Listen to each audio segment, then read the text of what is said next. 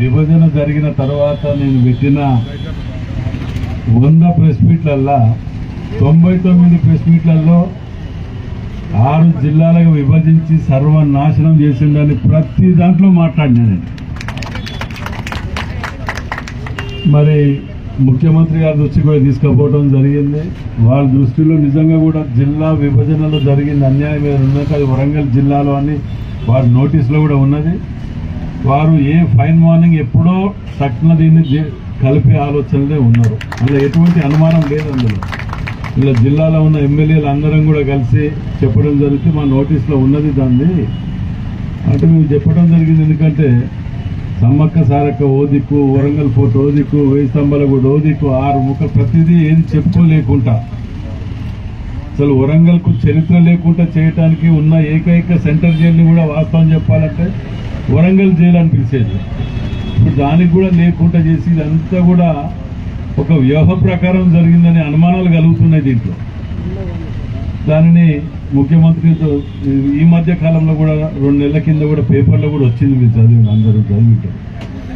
దీన్ని ఆలోచనల చెయ్యాలి అని చెప్పి ఎమ్మెల్యేలు అందరూ లేట్ చేయకుండా చేయాలని అంటే డిలిమిటేషన్ ఇవి 2-3 కారణాలు ఉన్నాయి.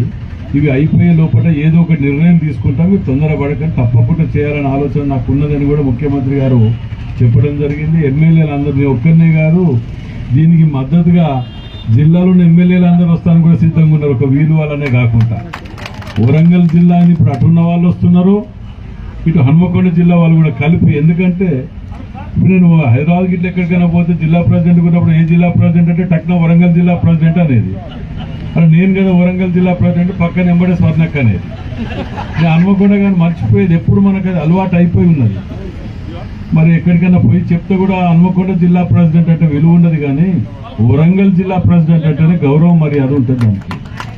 కాబట్టి దీన్ని పట్టణంలో ఉండి ఈ ములుగు రోడ్ అవతల ఓ జిల్లా, ములుగు రోడ్ ఇవతల ఓ జిల్లా, వీళ్ళకి సెంట్రల్ కూడా కొట్టి కట్టినట్టు హాస్పిటల్ని కూడా ఎవరి నియోజకవర్గంకి వస్తుంది అంటే బిల్డింగ్ వరంగల్, పార్కింగ్ హన్మకొండ అట.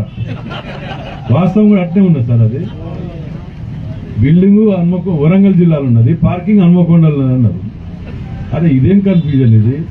ఆఖరికి 29, 11వ డివిజన్లు కూడా అంటే రంగంపేట, రామన్నపేట ఇవి ఎంఆర్ఓ పరిధి ఇవన్నీ అటు వరంగల్ జిల్లాకు పోతున్నాయి. హన్మకొండ జిల్లాకి పంచాయతీ ఏంటంటే ఆ 2 డివిజన్లు కూడా మొన్న వరదలు వచ్చినప్పుడు సర్వే చేసుకొని వరద బాధితులు రాసుకుంటానికి పోతే లిస్ట్ హన్మకొండలు ఇక్కడి వరకే రాసుకొని వచ్చి నా పరిధి కాదు వరంగల్ది అన్నారు. వరంగల్ పరిధి అంటే వరంగల్